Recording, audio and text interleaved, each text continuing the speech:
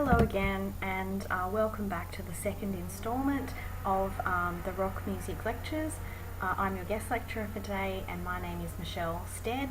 And today, over the two screencasts, we'll be looking at the history of punk music, and then in the second screencast, we'll look at the Riot Grrrl movement as a response to punk history. So in last week's lesson, we thought about heavy metal music, and in many ways, heavy metal is related to punk music. We'll talk about that throughout the course of this screencast. But last week we spoke about the history of heavy metal music, and we asked the question, whose history is it that we're telling when we think about the history of heavy metal music? We spoke about genre, value, and notions of authenticity, and that when we categorise bands, we are inevitably asserting some kind of value judgment and thinking about sort of claims of authenticity. We also thought about constructions of masculinity and how those constructions of masculinity are linked to virtuosity within the context of the music. And these points are all important in relation to this week's content on punk music. So in this lesson, we'll be looking at the history of punk music. Again, we'll be asking those same kinds of critical questions. We'll be thinking about the politics of punk, and then we'll also think about gender constructions within the music, which again will be more important as we go on to consider the Riot Grrrl movement. So let's begin with the accepted or conventional story of punk music that again, you know, this varies depending on who you speak to and depending on what you read and what kind of media you engage with. But, you know, broadly speaking, the accepted story of punk is that it emerged in the late 70s, early 80s. There's debates about, you know, where it originated. I guess we often think about it as originating in the UK, but apparently there are also sort of simultaneously occurring scenes in the US and in Australia. You may be surprised to know that there's a whole bunch of Australian punk bands. So punk is also influenced by the heavier sounding bands of the late 60s, early 70s, so the kinds of bands that we were thinking about within the history of heavy metal music, the early heavy metal bands, Led Zeppelin, Black Sabbath, The Who, Deep Purple, those kinds of bands. But it also rejected elements of that kind of music, which we'll talk about a bit later on. In the UK, during the 1970s, this music sort of emerged with the fall of the Labour government, which of course then Margaret Thatcher was elected as Prime Minister, and this was a time of mass unemployment and a kind of disillusioned youth lacking in status and money and jobs, and so punk is often seen as a response to this kind of social and cultural climate of the late 1970s. But again, you know, I have to ask, whose history is this? Mainstream accounts of this history are predominantly a white history, even though there was punk scenes in lots of other different countries and with lots of other kinds of racial minorities. I think there's a pretty strong Jewish punk scene, just to, you know, give you an example. Again, it's a male-orientated history, so we sort of focus our history and knowledge on the Sex Pistols, the Buzzcocks, the Clash, and you know, they're kind of these mythologized creatures, these godlike creatures, in the same way that we would mythologize, you know, Bach, Beethoven and Mozart, kind of a canon of punk music, if you like. But again, though this is the widely accepted version, it is a problematic version of history. We need to ask again, whose history is this? Reddington, for example, who I've linked to in the module, in the content of the module, she challenges the time scale for which punk was said to have emerged and when it ended. So often punk is thought to have emerged with the Sex Pistols and ended with their demise a couple of years later. So apparently the Sex Pistols had quite a difficult and tumultuous tour, and that then sort of led to their breakup and allegedly the end of punk music. But she says that, you know, punk was around long before the Sex Pistols and it has survived long afterwards. So I think that's an interesting claim that, we sort of say, oh, the punk music emerged with the Sex Pistols, when really that's an oversimplification of the story. So punk is, again, of the rock kind of paradigm, and it is related to heavy metal. It shares that kind of harder, faster, louder, ethos. It is focused around distortion and kind of noise, if you like.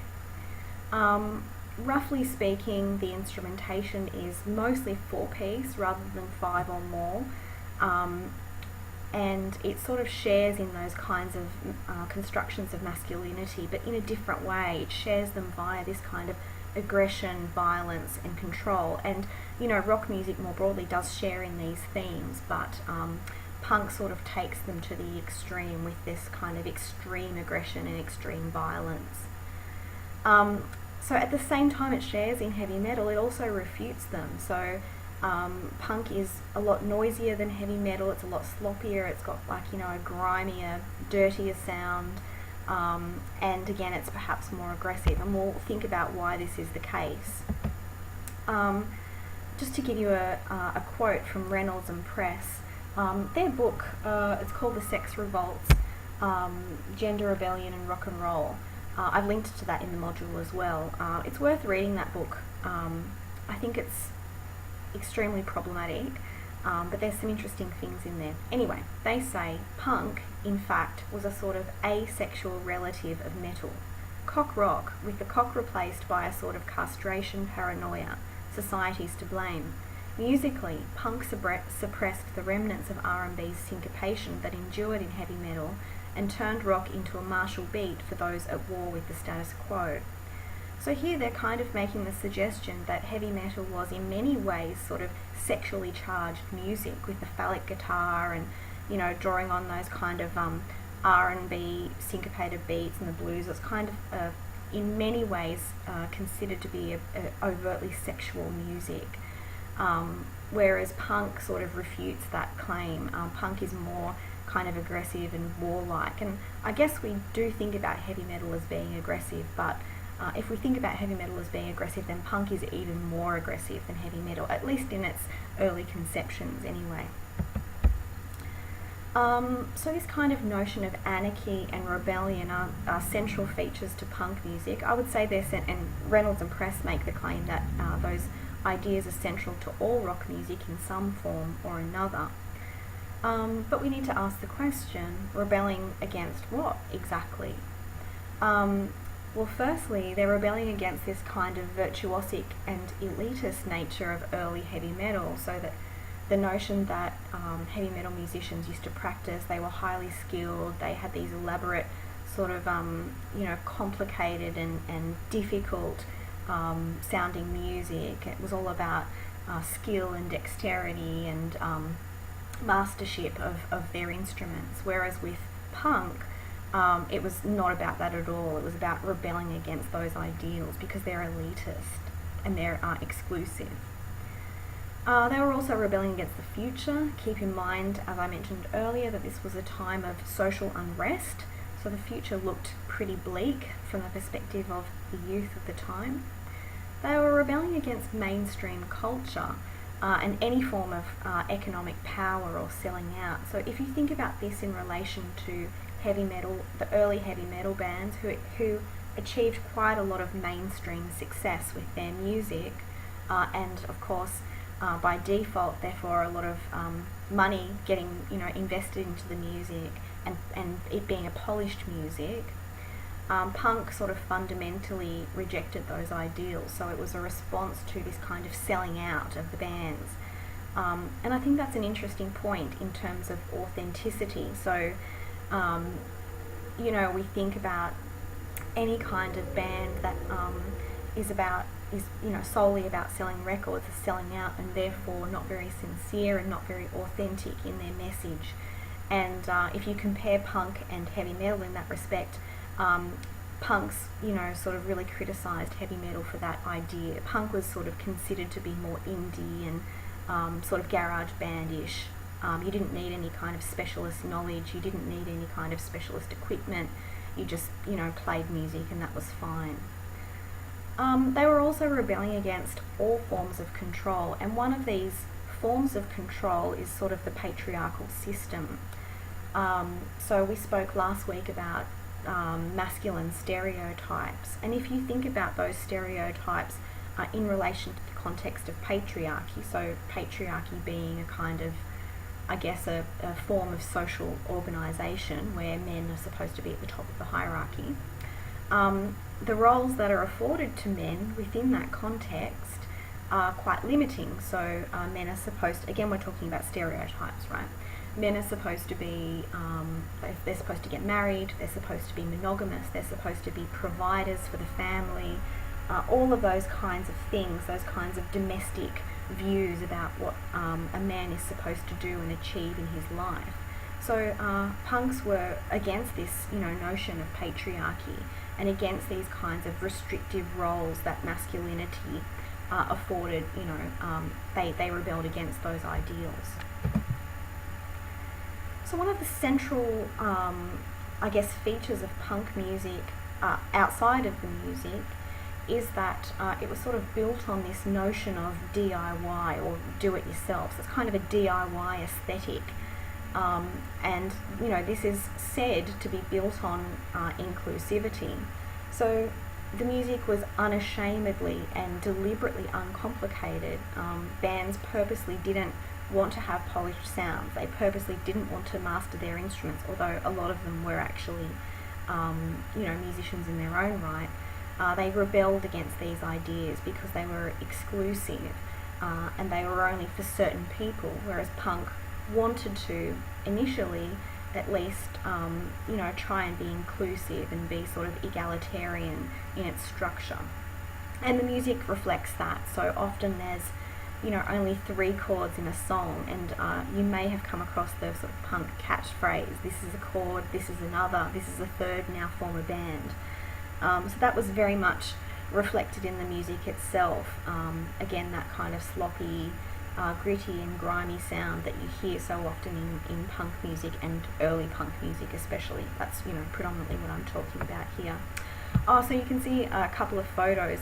The top photo is of the New York Dolls, who obviously are an American band, and the bottom is the Sex Pistols, who are obviously a UK band. And in relation to the New York Dolls, you can see that their fashion was a little bit different to the fashion of the Sex Pistols, for example. So the New York Dolls, embodied their punk ethos as a kind of almost gender bending and sort of refuting the roles of the ways that men are supposed to dress and men are supposed to behave. And the Sex Pistols and the UK scene did that sort of in a different way. So I think that's an interesting thing to consider. So again, it's sort of, to think about punk is to think more, not simply about the music, it's to think about the greater social and cultural context. And I think that's important with all music anyway. But yeah, so this kind of idea that we're undermining the acceptable standards, and that this was embodied in the fashion, it was embodied in the politics, and it was embodied in the music itself. It afforded men all of these different kinds of ways of rejecting sort of societal norms and stereotypes and these kind of patriarchal views about masculinity. And it was supposed to have done that for women too. In many ways, it was supposed to have afforded women a chance to sort of refute those traditional notions of beauty. Women are supposed to wear dresses and they're supposed to have long hair and wear makeup. So it was kind of, really about rejecting the norms of society and the standards of society. So that means that the music is often positioned, at least in the discourse, as being kind of really inclusive, and that women in particular were given the opportunity to challenge these traditional notions of beauty. There was also this idea that women were given access to the stage, which had been unseen in other kinds of rock music, for example, that theoretically anybody could get up on stage and perform. You didn't even have to play an instrument. So it's kind of this sense of inclusivity, and in theory punk's origins were supposed to be pretty egalitarian, but you can see accounts of that sort of developing into more conservative views of the punk ethos. And as we'll see in the next screencast, the Riot Girls challenged these ideals of inclusivity. So in wrapping up then, we'll go on to talk about Riot Girls in the next screencast, but in wrapping up then, I think it's important to just recap some of these ideas that punk music shares relations with heavy metal music, the kind of origins, and the influences of heavy metal music, but it also rebelled against those in terms of the virtuosity. It wasn't about that. It's also about this kind of resistance of social norms that were supposed to be for both men and women, which, again, we'll look at and we'll examine how those kinds of social norms did get challenged, but also how they were sort of maintained. So in many respects, the music was, I said that women were said to have more access to the stage, but in many respects that wasn't the case, because of the music by default being highly aggressive and highly violent. Women actually didn't have the chance to access the music in the same way that men had access to the music. A lot of the sort of more hardcore elements of punk music are extremely violent, and there's lots of sort of documentaries and news stories from the late 70s, early 80s about riots breaking out and they're being extremely rough, sort of mayhem, breaking out into mayhem and violence and all kinds of things. So punk is also about the DIY ethos, this notion that anybody can do it, anybody can be included in this. You didn't need any specialist skills, you didn't need any specialist equipment, but really when you break it down, you did. You needed to have at least a guitar, drums and a bass guitar and a singer. So they're in many respects considered to be items that only certain people in our society would have access to. You have to have some money to have a guitar. And so this DIY ethos was initially seen as being egalitarian, but then soon developed into more sort of conservative views. So I think we'll leave it there, and we'll go on in the next screencast to talk about the Riot Girl movement. See you later.